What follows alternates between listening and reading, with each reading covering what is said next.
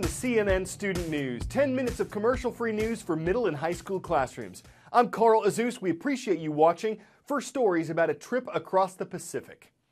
President Obama is headed to 4 countries over the next week. He started in Japan. From there, he'll fly west to South Korea. The third leg of the trip will take him near the equator to Malaysia, and then he'll visit the Philippines before heading back home to the U.S.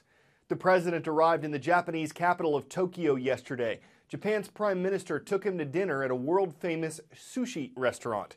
There's a formal state dinner scheduled for today, and throughout this trip, President Obama has some formal diplomatic challenges on his plate.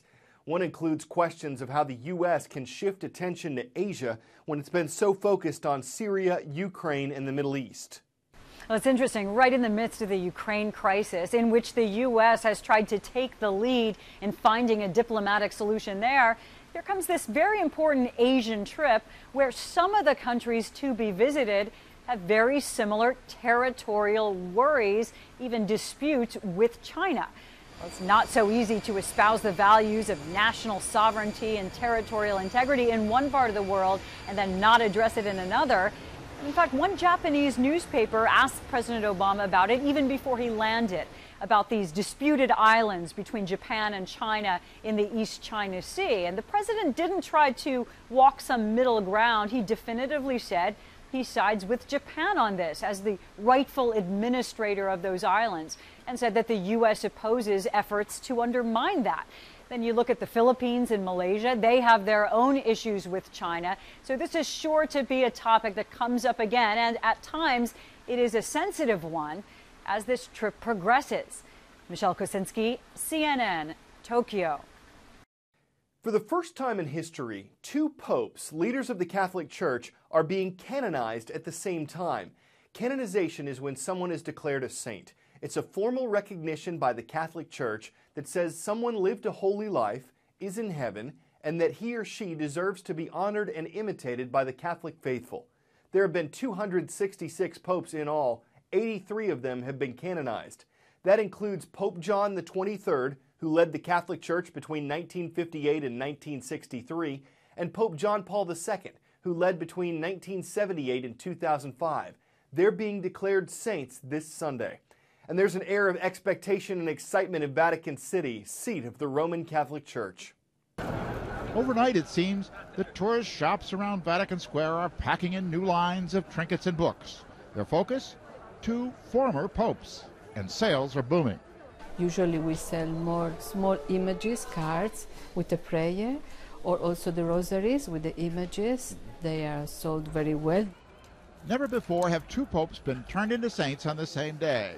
And Catholics and non-Catholics alike are curious, not only about Pope John the 23rd and John Paul II themselves, but also why they should become saints and why the unprecedented double canonization.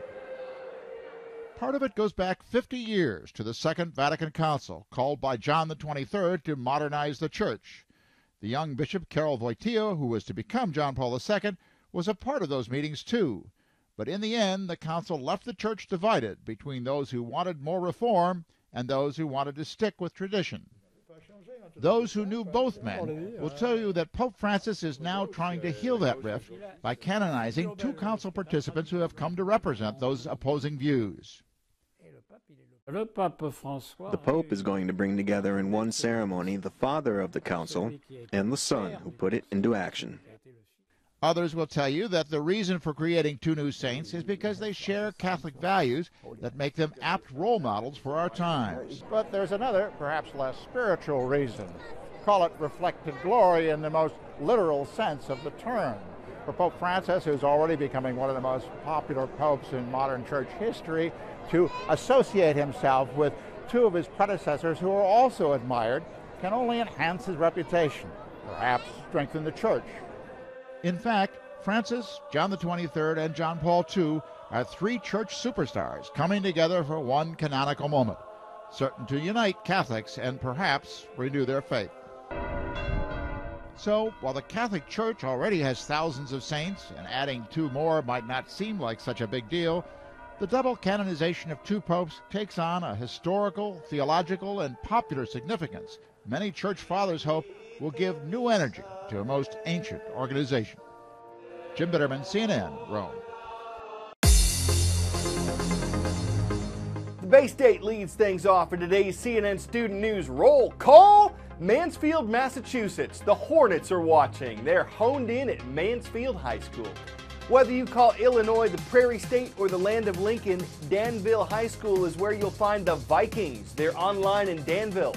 And though North Dakota has a few state nicknames, the city of Belcourt is home of the Braves. They're watching from Turtle Mountain Middle School. Good to see you. Time for the shout out. Which of these professional sports venues was the last to have lights installed? If you think you know it, shout it out. Was it Lambeau Field, Wrigley Field, Fenway Park, or Soldier Field? You've got 3 seconds. Go. Night games couldn't be played at Wrigley Field until 1988, when lights were finally installed. That's your answer, and that's your shout out. Why did it take so long? Well, for one thing, the Chicagoans who lived around the stadium simply didn't want it lit up at night. When it was, on August 8, 1988, the Chicago Cubs, with home field advantage, were leading the Philadelphia Phillies 3-1.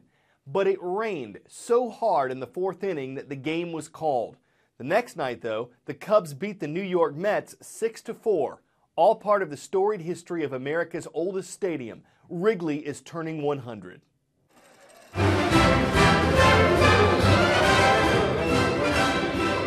And now we take you to beautiful Wrigley Field, the home of the Chicago Cubs. From Babe Ruth's legendary called shot home run to Steve Bartman. That's awfully close to fan interference right there. And the curse of the Billy Goat. For the last 100 years, millions have experienced the joy and heartbreak of Wrigley Field. The ball landed a few feet away from me at my right. Chris Kirkos was in the left field bleachers 44 years ago when Mr. Cub, Ernie Banks, hit his 500th home run. It was one of the most beautiful, remarkable days in my life. I love baseball. History is everywhere here, from the ivy on the outfield wall to the center field scoreboard, built in the 1930s and still manually operated by guys like Darrell Wilson, who's been working here for almost 30 years. Anytime you come to Wrigley, you know you're gonna have a good time, no matter if they win or lose. Hey, big guy, did you catch a baseball yet? Plenty of people have also found love at Wrigley. Tom Ricketts met his wife Cecilia as a fan in the center field bleachers 23 years ago. So you guys be good. Take care. Now he's the team owner. The beauty of a 100-year-old ballpark is this is the ballpark that your dad took you to. This is the ballpark that his dad brought him to. And this is the ballpark that your great-grandfather took your grandfather to. So it's got that history. Legendary Cubs announcer Harry Carey spent 16 years with the Cubs singing "Take Me Out to the Ball Game" during the 7th inning stretch.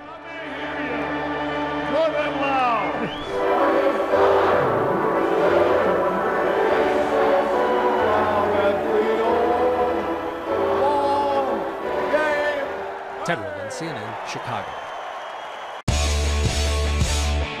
Most grocery stores advertise that they're about low prices and high quality. This one is raising the bar, and customers are leaping with joy. Okay, not exactly, but the high jumping going on at the Hy-Vee grocery store, the Hy-Vee high jump, if you will, is part of an Iowan's effort to get track and field events out of Drake Stadium in Des Moines and into the community.